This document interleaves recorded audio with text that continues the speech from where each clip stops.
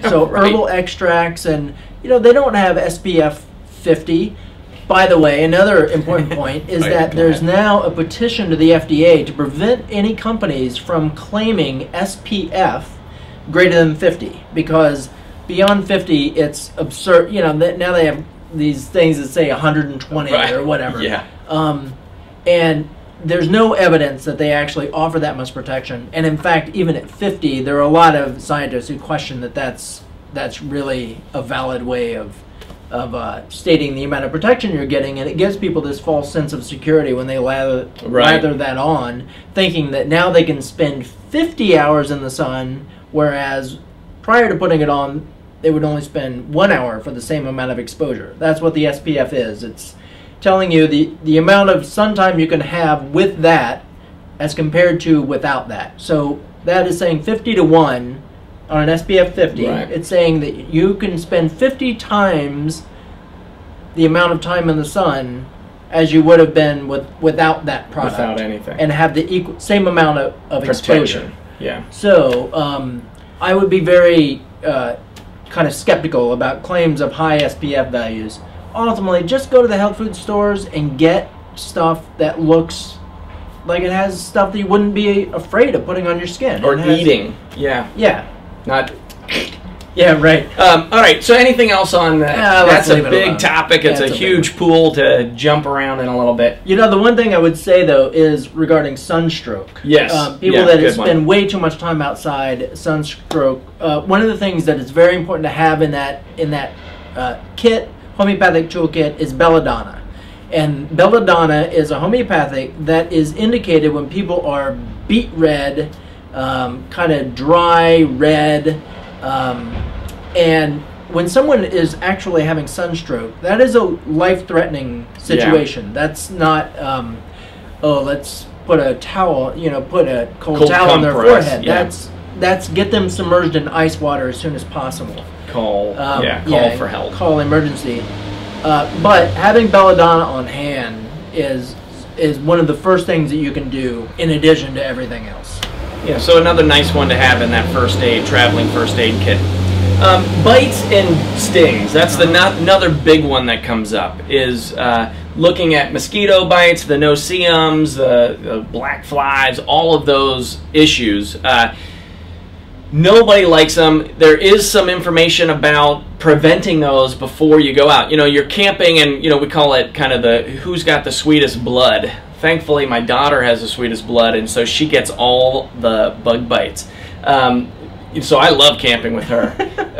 So isn't that so nice? Yeah, that's great. But, you hear about garlic as a preventative measure, B vitamins, B1 in particular. Now, I've not been able to find any substantial research on those topics, but I do know there's a lot of anecdotes out there.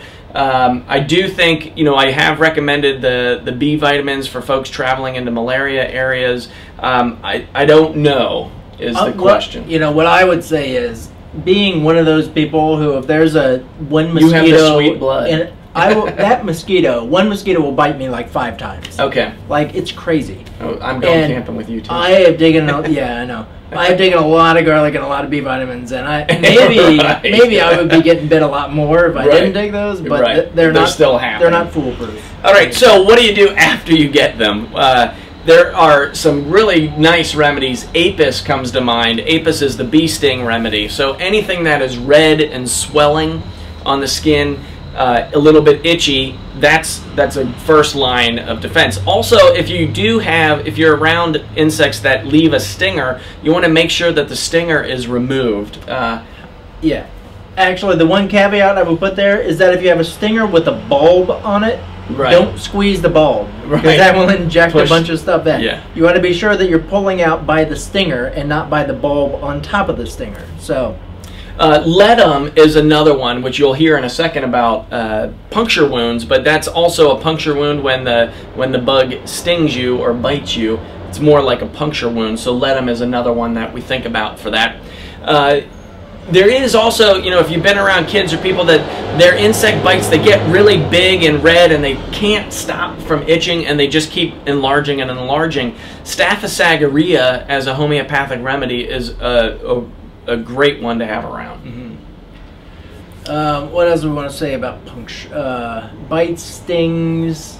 Yeah, apis, ledum. You can also do, you know, the mustard packs or meat tenderizer are also very useful around that. And also, as I think about it, you can also make a paste out of sodium bicarb, just baking soda. Yeah. You can make a paste out of baking soda and apply that paste to a sting, and it can dramatically reduce the amount of sting associated with the sting. Great.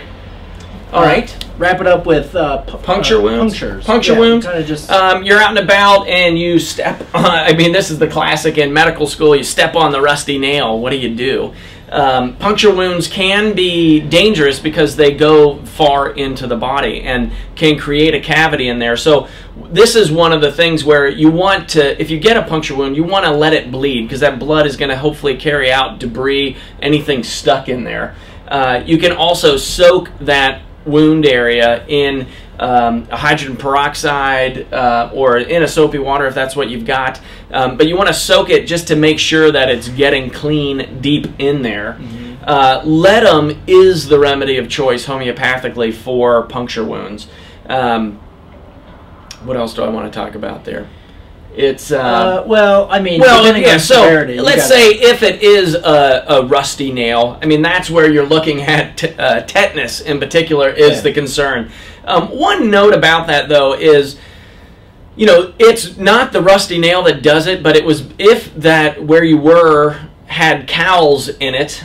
And they were defecating in the field. That's where the issue, because that's where the issue comes from tetanus. It's not the rusty nail per se. Right, rust doesn't have tetanus. It's not the rust. It's what's in the environment that then is getting introduced into your body. And so that's one note. Tetanus shot does last for about 10 years. That is one of the vaccinations that I really do think does save lives. But it's also something that you can get after the event. So if you do have some concern around contracting tetanus from a puncture wound, then that is something to consider, is going to get a booster shot on your tetanus. And tetanus, for people that have concerns about mercury and those sort of things, there are a few forms of the tetanus vaccination, and you can find tetanus that is mercury-free. So for people with concerns of that, it might take some extra diligence or really talking to your doctor about how to identify a supplier for mercury-free tetanus that is just a standalone tetanus, not bundled with everything else. But you can find it. It is out there. And then just finishing up with one all-encompassing remedy, which is a Bach flower remedy called Rescue Remedy. This is another great one to have in your kit. It is great for shock or fear or anxiety, panic attacks. You run the gamut as far as things that it will be effective for. It's not a heavy hitter, not an over the head, but it can really turn the situation around, and so it won't do any harm, and it could do a lot of good. So it's aptly Rescue, named. absolutely. Have it many all places around the house. Just with the arnica. Especially if you have kids, you have arnica and you have Rescue Remedy. It just gets you through so many situations. And for the skeptics out there who say there's no way that works because there's nothing actually in there, the proof is in the pudding. You just try it. Yeah. Try it with your pets. There's no placebo there. Right. Try it with your pets. It really is amazing how these things can totally change a situation. Whether it's pain with arnica or some kind of, scare, trauma, stress. Rescue Remedy is amazing for how it can change those situations. Indeed.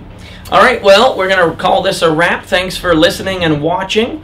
Please visit our website, which is naturecuresclinic.com. We got a lot of information on there, have recently upgraded it and made it a little bit more searchable. There are forums there now, so we want to be sure and invite people to sign up for the forums, because forums don't really do anything until people are there to talk about things. So we want to get people signed up, and we'll try to get conversations going there, and we'll drop in and do cameos once in a while whenever we can, whenever we can find time.